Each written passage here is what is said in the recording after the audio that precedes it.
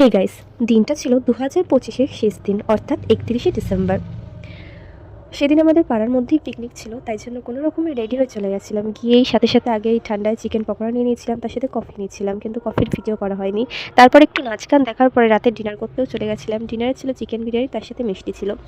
তারপর ডিনার করার পর আমরা যখন এখানে আসি তখন প্রায় বাজি ফাটানো শুরু হয়ে গিয়েছে।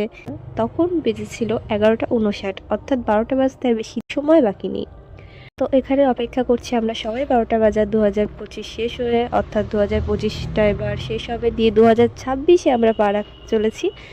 তো দেখো এখানে 12টা বেজেই গেছে। সবাইকে আমার তরফ থেকে happy happy happy happy new year. সবাই খুব খুব ভালো থাকো, সুস্থ থাকো, সবার নিউ ইয়ার খুব ভালো কাটুক, সবার মনের সব ইচ্ছা পূরণ হোক।